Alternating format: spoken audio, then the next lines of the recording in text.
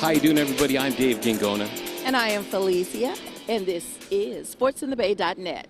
We are on the court after Game 1 of the Western Conference Finals. It's in the books, and what a great game it was. Officially in the books. It was a great game. Golden State started off a little bit slow, but they got into it. But the Houston Rockets would not go away. What was our final score? Our final score was 106 to 110.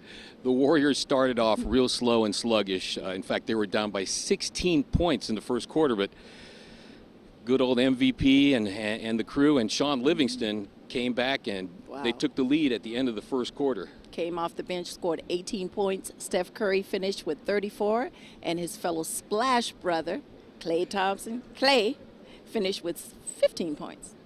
Let's hear from the head coach. You know, sometimes with Game 1 in a series, there's kind of feeling out process. Houston was not in that process, and we were. You know, they were coming off Game 7 on a high. They came out really as the aggressor, and I thought we took a quarter and a half to really dig in defensively. And from that point on, we were much better. But that first quarter, they were scoring at will in the paint. We just weren't aggressive enough. Sean Livingston said he signed with the Warriors for this opportunity. What can you say about what you got out of him tonight? He was terrific. Kind of kept us in the game in the second quarter when we were really struggling.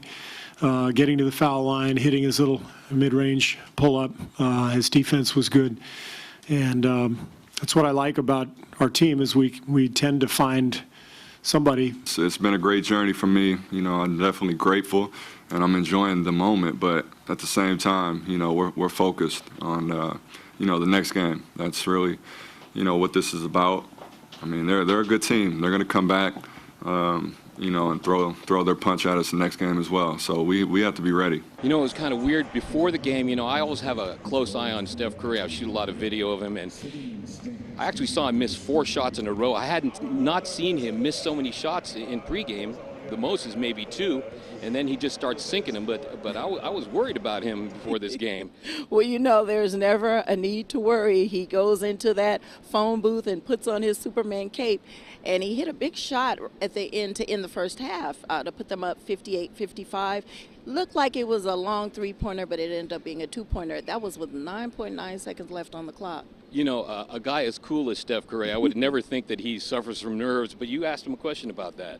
Yeah, you know, if there were some, like, Game 1 issues, I'm not going to use the J word, but if there was some, like, nervousness going into Game 1. Your coach did say it was a filling out process. Do you feel like you guys may have had first game jitters? Not first game jitters. Just you play 6 games against a team that has a certain style. That first 24 minutes in this series is going to be a little bit different, and it took us a while to kind of figure out the pace.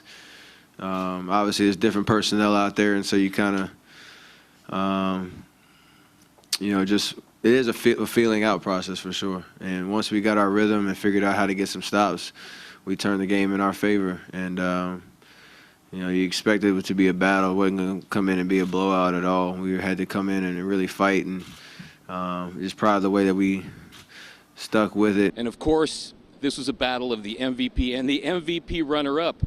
They came up big in the fourth quarter. Curry had 11 points and Harden had 10 points in the fourth quarter that made this game really close. In fact, it was within 2 points really late in the game.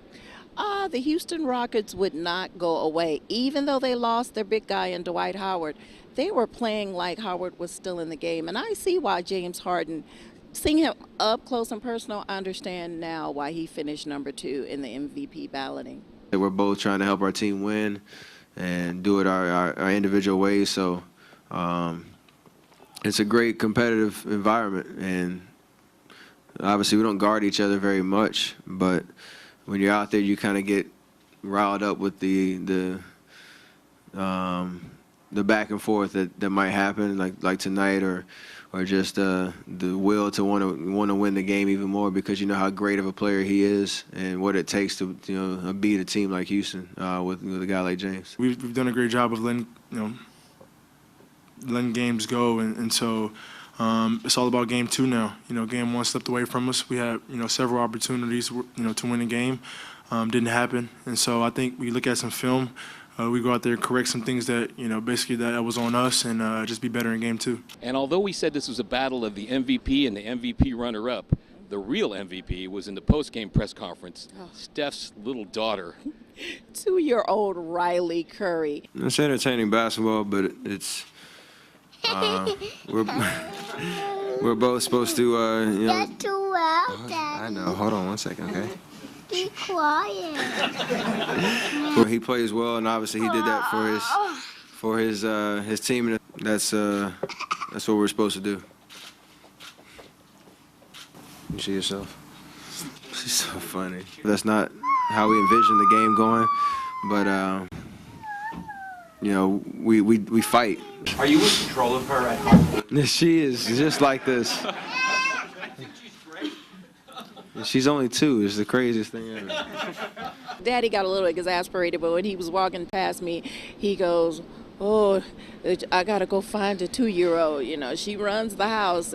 Someone asked whether or not she ran the household. He said, "Oh yeah, it's like this all the time." It's quite evident, and she is her father's child, a spitting image of Steph, but she is boss lady to the fullest.